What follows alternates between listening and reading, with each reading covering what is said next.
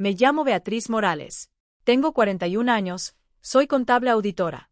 El 14 de junio de 2024, en la graduación del colegio de mi hijo, mi suegro tomó el micrófono delante de 54 personas y habló de herederos legítimos. Lucas tenía 17 años.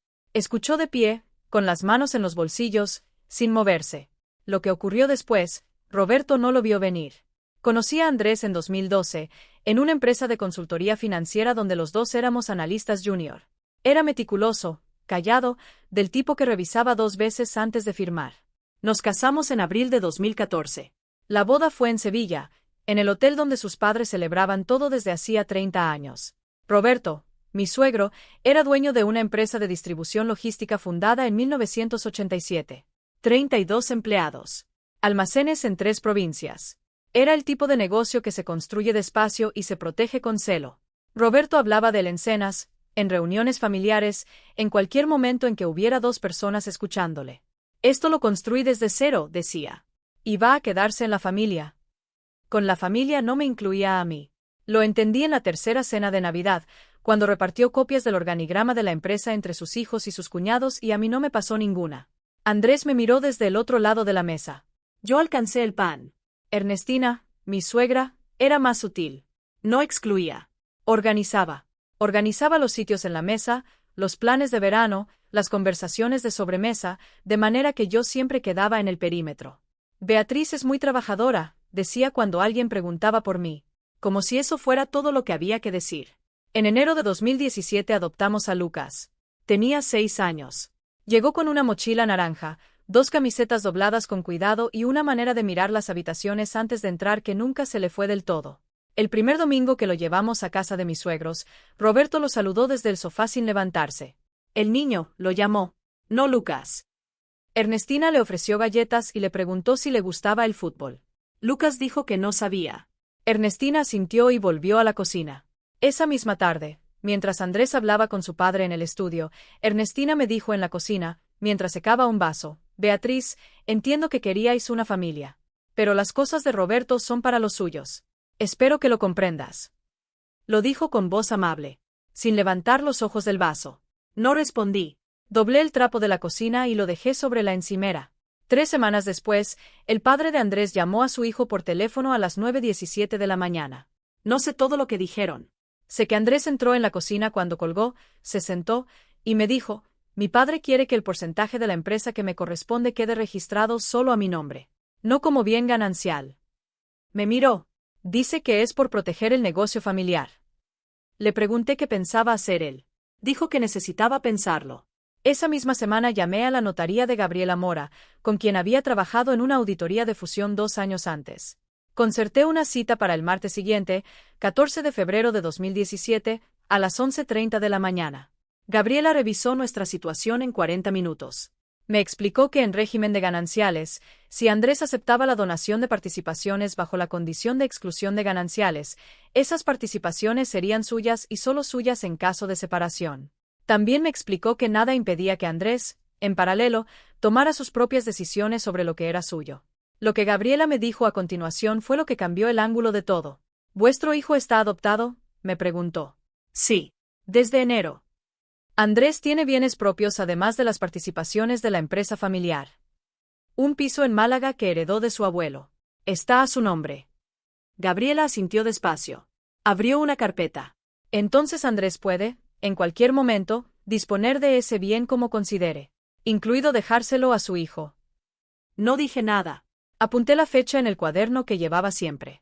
Esa noche, cuando Lucas ya dormía, le expliqué a Andrés lo que Gabriela me había dicho.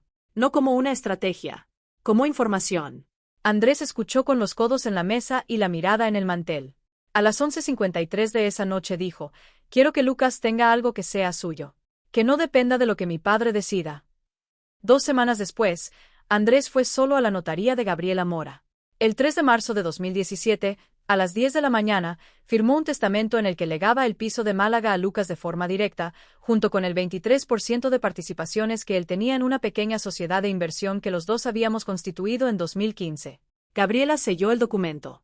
Número de protocolo, 447/2017 GR. Andrés también pidió a Gabriela que preparara una carta para Lucas. Una carta explicando que era ese sobre azul que iba a guardar en su cajón, que contenía, y cuándo debía entregarlo. La carta no decía nada sobre sus abuelos. Solo decía, este sobre tiene tu nombre. Cuando lo necesites, ya sabrás. Lucas tenía 6 años. Lo guardó en el cajón de su escritorio, debajo de los lápices de colores, sin preguntar más. Durante los años siguientes, Roberto siguió hablando de la empresa en las cenas como si Lucas no estuviera sentado en la misma mesa. A veces se dirigía a los primos de Andrés, los hijos de su hermano, y hablaba de planes de incorporación, de formación, de los que van a llevar esto adelante. Lucas escuchaba. Nunca preguntó nada delante de ellos. Una noche de octubre de 2021, Lucas tenía 10 años, me preguntó mientras hacíamos los deberes. Mamá, la empresa del abuelo Roberto es de papá también. Le dije que papá tenía sus propias cosas. Que lo suyo era suyo. Lucas asintió y volvió al cuaderno. Andrés murió en septiembre de 2022. Un accidente de tráfico en la A4, un martes por la tarde, a las 6:23. Tenía 42 años. No voy a describir ese tiempo. Solo diré que hubo una semana en que no pude salir de la habitación, y que fue Lucas quien me dejaba el desayuno en la mesilla a las 8:15 cada mañana, con una servilleta doblada debajo del vaso. Sin decir nada. Solo dejándolo ahí. En los meses posteriores, Roberto y Ernestina no mencionaron el testamento de Andrés. No preguntaron por él. En la reunión familiar de enero de 2023, Roberto comentó que habría que ver cómo reorganizar las cosas ahora que Andrés no estaba. Nadie me preguntó a mí. Me enteré por una cuñada, 3 días después, de que Roberto había encargado a su abogado, Marcos Jiménez, una revisión de las participaciones de Andrés en la empresa familiar para reintegrarlas al núcleo. Llamé a Gabriela Mora al día siguiente, el 18 de enero de 2023, a las 9:42 de la mañana. Le expliqué lo que sabía. Ella me pidió que le enviara copia del testamento de Andrés y del contrato de constitución de la sociedad de inversión. Lo envié esa misma tarde. Gabriela me llamó el 20 de enero a las 4:47 de la tarde. Beatriz, las participaciones de la sociedad de inversión están a nombre de Lucas tal como Andrés las registró. El testamento es válido. El protocolo 447/2017-GR está en el registro. Nadie puede tocarla sin una impugnación judicial, y no tienen base para impugnar. Hizo una pausa. También he revisado el piso de Málaga. Está inscrito en el registro de la propiedad a nombre de Lucas Morales, con vosotros como tutores hasta su mayoría de edad. Número de finca registral, 3.872 MA. Anoté los 2 números en el mismo cuaderno de 2017. Aquella noche, sola en la cocina, con el cuaderno abierto sobre la mesa y los folios de Gabriela en el regazo, me di cuenta de algo. Andrés había hecho todo esto sin decirle a su padre. Sin confrontarlo. Sin discurso. Había simplemente firmado unos papeles, los había guardado en un sobre azul, y se los había dado a un niño de 6 años diciéndole que ya sabría cuándo usarlos. Hay personas que protegen en silencio. Que no necesitan que nadie lo sepa en el momento. Que confían en que el tiempo les dará la razón. Algo en mí se quebró de forma limpia. No de tristeza, exactamente. De reconocimiento. Durante los meses siguientes, el abogado de Roberto, Marcos Jiménez, envió 2 cartas a mi domicilio solicitando información sobre los bienes de Andrés. Gabriela respondió a las 2 con copia del testamento y del protocolo registral. En marzo de 2023, Marcos Jiménez notificó a Gabriela que Roberto renunciaba a cualquier reclamación sobre la sociedad de inversión. La carta llegó un miércoles. La guardé en el mismo archivador donde estaba el cuaderno. Lucas no supo nada de esto hasta que cumplió 15 años y se lo expliqué en la cocina, un domingo por la tarde, con todos los documentos sobre la mesa. Lo leyó despacio. Levantó la vista. ¿Papá lo hizo cuando yo tenía 6 años?, preguntó. Sí. Antes de que yo supiera leer bien. Sí. Lucas asintió. Volvió a los folios. La graduación del colegio fue el 14 de junio de 2024. Salón de actos del Colegio Sagrada Familia de Sevilla. 54 sillas para familiares y amigos. Roberto y Ernestina llegaron a las 6:15 de la tarde, con los primos de Andrés y la hermana de Roberto con su marido. El director del colegio había cedido el micrófono a los familiares para unas palabras antes de la entrega de diplomas. Roberto se levantó el segundo. Habló de esfuerzo, de continuidad, de lo que significa construir algo que dure. Estos jóvenes, dijo señalando a los graduados, son el futuro. Y los herederos legítimos de lo que hemos construido van a llevar ese espíritu adelante. Miró a sus sobrinos en la segunda fila mientras lo decía. Lucas estaba de pie junto a mí, en el lateral del salón. No movió la cabeza. Tenía las manos en los bolsillos del traje gris que se había puesto solo esa mañana, igual que Andrés se ponía el suyo. Aplaudí. Sin prisa. Sin señal. 20 minutos después, cuando el notario Eduardo Brand, a quien Gabriela había contactado el mes anterior para este acto, tomó su lugar en el estrado para la parte protocolaria de la entrega de diplomas, Lucas se separó de mi lado. Caminó hasta el estrado. Sacó del bolsillo interior de su chaqueta un sobre azul, algo arrugado en las esquinas, con su nombre escrito a mano en la cubierta. Lo puso en la mano de Eduardo Brand. Mi padre me dijo que se lo diera a un notario cuando llegara el momento, dijo Lucas. Con voz normal. Sin subir el tono. Creo que es ahora. Eduardo Brand abrió el sobre. Revisó los documentos en silencio durante un momento. Levantó la vista hacia el salón. Este sobre contiene copia certificada del testamento del señor Andrés Morales, protocolo 447/2017 GR, y escritura de transmisión de participaciones de la Sociedad de Inversión Morales y Asociados, SL, a nombre de Lucas Morales. La documentación está en regla. Silencio. Elena, la cuñada de Andrés, bajó la vista al regazo. El marido de la hermana de Roberto se inclinó hacia ella y le dijo algo en voz baja. Los primos se miraron entre ellos. Roberto no dijo nada durante 10 segundos. Ernestina tenía la mano sobre la boca. Eso, dijo Roberto finalmente, no puede ser válido. Es válido, dijo Eduardo Brand.